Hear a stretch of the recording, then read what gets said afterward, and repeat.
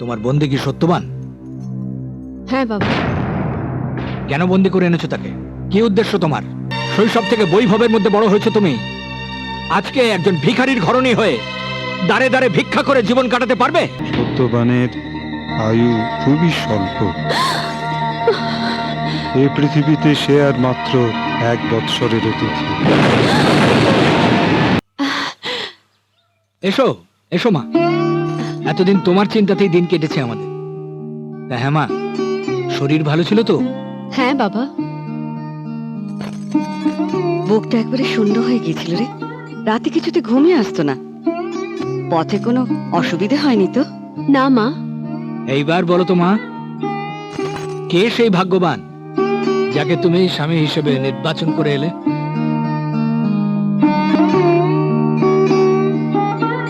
কাল সব বলবো বাবা, আজ আমি পরিশ্রান্ত।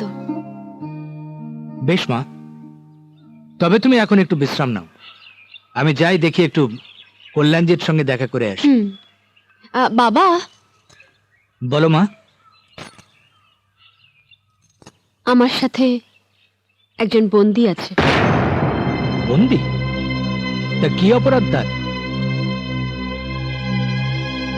ও আমাকে রাজকন্যার মর্যাদা দেয়নি, একজন সাধারণ মেয়ের মতো ব্যবহার করেছে। না না না, অবশ্যই শাস্তিযোগ্য অপরাধ। অশ্বপতির কন্যাকে অবহেলা করে এত স্পর্ধা তার?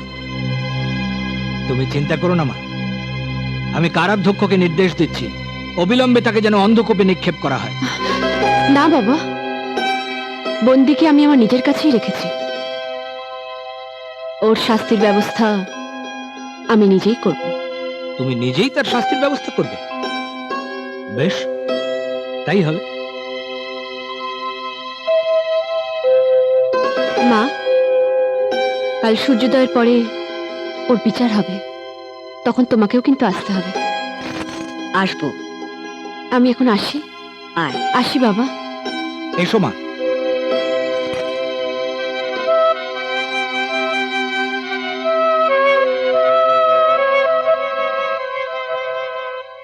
বসো বন্দি। আমার কথার অমান্য করার চেষ্টা করো না বন্দি।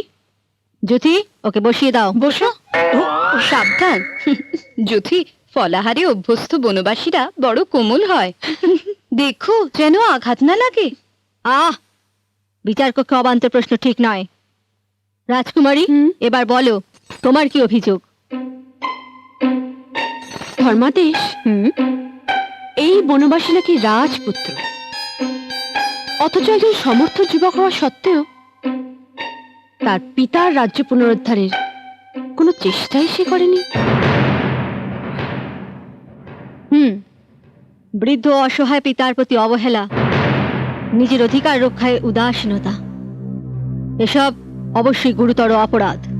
বন্দি, এ ব্যাপারে তোমার কিছু বলার আছে? কি গো রাজপুত্র, বনে কোনো মধু সন্ধান পেয়েছো বুঝি, যে রাজ্যও ভালো লাগে না? বনের মধু বুঝি মিষ্টি আর ঝাঁঝানো? চুপ করো তোমরা, বিচার কাজে বিঘ্ন ঘটিও না। রাজকুমারী, তোমার দ্বিতীয় অভিযোগ?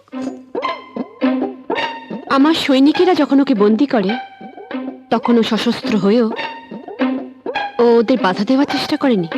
অপদার্থ, ভীরু, কাপুরুষ। বুক ধরপড় করছে নাকি? না না, মাথাটা ঘুরে গিয়েছিল বোধহয়। রাজকুমারীর মতো অমন সুন্দরী মহিলা সামনে বসে থাকলে যে কোনো পুরুষেরই অমনি হয়। দাঁড়াও, কোনো কৌতুক নয়। রাজপুত্র, তোমার আত্মপক্ষ সমর্থনে তুমি কিছু বলতে চাও? আমাকে নিয়ে কি প্রহসন? না না না, এই বিচার কক্ষ তোমার বনভূমি বা আশ্রম নয়। এখানে সবকিছুর সঠিক উত্তর দিতে হবে। বুঝেছি, তুমি তোমার অপরাধ স্বীকার করে নিচ্ছ। তা রাজকুমারী, তোমার পরের অভিযোগ? ওই যুবক আমার দিকে আকাঙ্ক্ষার দৃষ্টিতে তাকিয়ে আমাকে চঞ্চল করে তুলেছে। সত্যি তুমি চঞ্চল হয়েছিলে রাজকুমারী? এক অপাবৃদ্ধা কুমারী মেয়ের দিকে যদি কেউ আসক্তির দৃষ্টি নিক্ষেপ করে, তবে তো তার মন চঞ্চল হওয়াটাই স্বাভাবিক। বন্দি, তুমি এই অভিযোগ স্বীকার করো? রাজকুমারী, আমি যদি সত্যি কোনো অপরাধ করে থাকি তাহলে আমাকে মহারাজের কাছে নিয়ে যাওয়া হোক, কিন্তু শুধু শুধু এই উপহাস আর লাঞ্ছনা। হুম, শোনো বনবাসী, তোমাকে এই 3টে অপরাধী করে তোমাকে এই দণ্ডাদেশ দিচ্ছি যে তুমি চিরকাল রাজকুমারী সাবিত্রীর দাসত্ব। না না, দাসত্ব নয়। আচ্ছা আচ্ছা, দাসত্ব না হয় নাইবা হলো, তাহলে চিরকাল তুমি সাবিত্রীর কাছে থেকে জীবনের সব প্রতিকূলতা থেকে তাকে রক্ষা করবে। আর এই দণ্ডাদেশ আজ এই মুহূর্ত থেকে কার্যকর হবে। যদি এই বন্দীকে যথাযোগ্য স্থানে নিয়ে যাও। চলো গো রাজপুত্র, এখন থেকে তোমার দণ্ডাদেশ শুরু।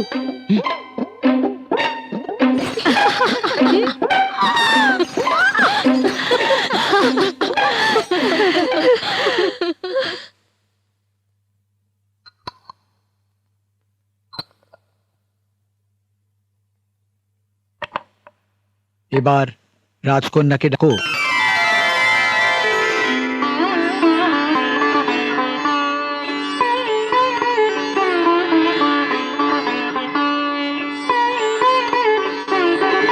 চলো গো রাজপুত্র, বীর পিঁড়িতে বসো।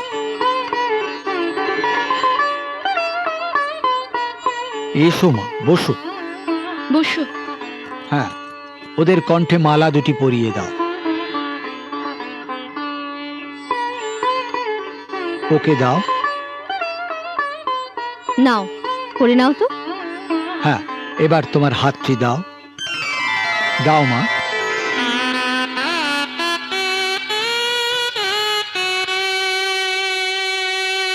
ওম অগ্নে এটা স্বাহা। আগুনে ফেলে দাও।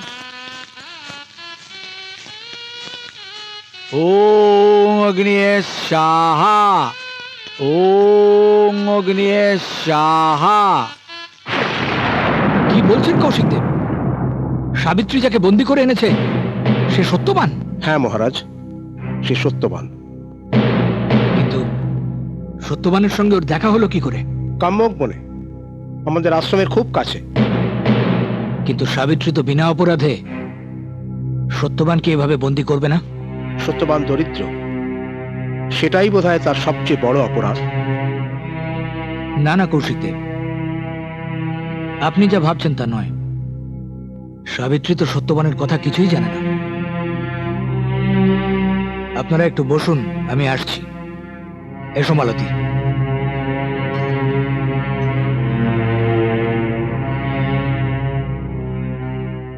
এখন থেকে তোমরা স্বামী স্ত্রী হলে। ঈশ্বরের কাছে প্রার্থনা করি তোমাদের জীবন সুখময় হোক, আনন্দময় হোক। হ্যাঁ কন্যারা, এবার তোমরা স্ত্রী আচারে লিপ্ত হতে পারো। হ্যাঁ ঠাকুর মশাই। ওং শান্তি, ওং শান্তি।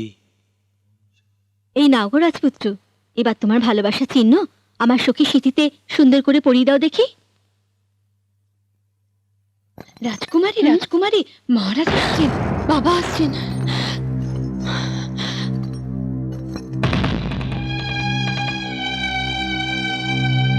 একটা কথার স্পষ্ট উত্তর চাই আমি। তোমার বন্দি কি সত্যবান? হ্যাঁ বাবা। কেন বন্দি করে এনেছো তাকে? কি উদ্দেশ্য তোমার? পিতৃসত্তা রক্ষা করার জন্য। সাবিত্রী? হ্যাঁ মা, বাবার দেওয়া প্রতিশ্রুতি অনুযায়ী আমি দুম্মৎসেনের পুত্র সন্তানের বাগদত্তা। কিন্তু সত্যবানকে তুই? মা, যখন সবকিছু জানতে পেরেছি তখন সেটাই কি আমার কর্তব্য নয়? না, কর্তব্য নয়। এ আমি কিছুতেই হতে দেব না। সেই ভয় আমার আগে থাকতেই ছিল বাবা, তাই যাতে ওর কোনো ক্ষতি না হয়। আমি যদি চাই, তুমি সে ক্ষতির হাত থেকে তাকে বাঁচাতে পারবে? আমি তোকে স্বামী হিসেবে গ্রহণ করেছি বাবা, সেই অমঙ্গল তাহলে আমাকেও স্পর্শ করবে। সাবিত্রী, এ সম্ভব নয়, এ অসম্ভব। তুই তো এতটা অবুঝ ছিলি না মা।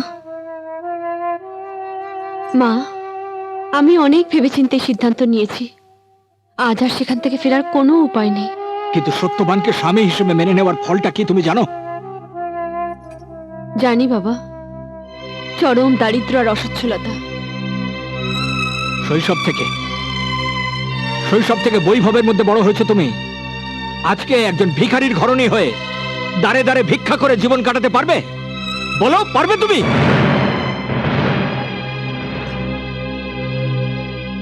অদৃষ্টের লিখন যদি তাই থাকে তাহলে তো তাকে মেনে নিতেই হবে বাবা। সে লিখন তো তুমি স্বেচ্ছায় বরণ করে নিয়ে অভিশাপ ডেকে আনছো মা। না বাবা, এই আসলে আমার ভবিতব্য, না হলে আপনি প্রতিশ্রুতিবদ্ধ হতেন না। স্বয়ংবরের আয়োজন না করে আমাকে রাজ্য ভ্রমণে পাঠাতেন না। এত সামান্য প্রচেষ্টায় সত্যবানের সাথে আমার দেখাও হতো না। নিয়তি আমাকে কাম্যক বনে নিয়ে গেছিল বাবা, তাই এই বিবাহ অনিবার্য। কিন্তু এই বিবাহে কিছু অন্তরায় আছে মা। আসুন গুরুদেব, বড় সংকটের মুহূর্তে আপনার দেখা পেলাম। জানি জানি, তাই তো ছুটে এলাম অশ্বপতি। মা সাবিত্রী, তুমি কিন্তু স্বামী নির্বাচনে ভুল করনি। রূপে গুণে মর্যাদায় সব দিক থেকে সত্যবান তোমার উপযুক্ত। কিন্তু মা, এই বিবাহে কিছু বাধা আছে। কি বাধা গুরুদেব? সত্যবানের আয়ু খুবই স্বল্প। গুরুদেব, হ্যাঁ মা, এই পৃথিবীতে সে আর মাত্র 1 বৎসরের অতিথি।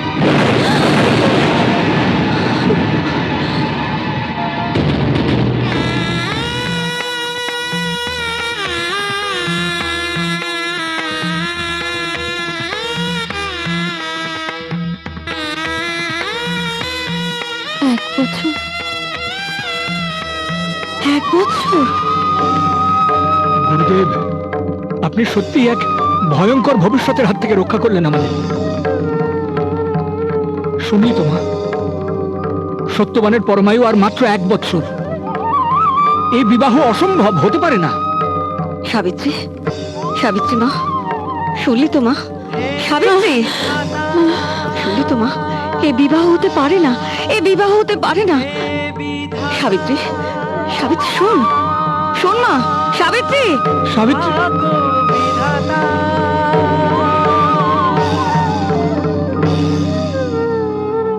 এসো সখী, এসো, পড়ো।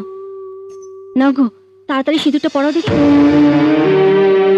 সাবিত্রী, সাবিত্রী, মা, এ তুই কোন দুর্ভাগ্যকে সঙ্গে নিলি মা? কি করলি মা তুই? কোন দুর্ভাগ্য? জেনে বুঝে আত্মহননের পথ বেছে নিলি। চোখের জল মুছে ফেলো মা।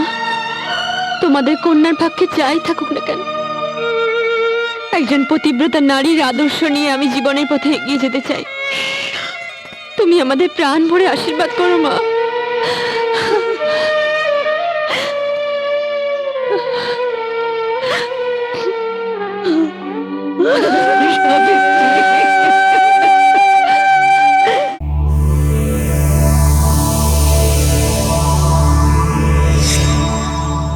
এমন আরো অনেক ভিডিও দেখতে এই চ্যানেলটি সাবস্ক্রাইব করে নিন এবং পাশের বেল আইকনটি প্রেস করে দিন।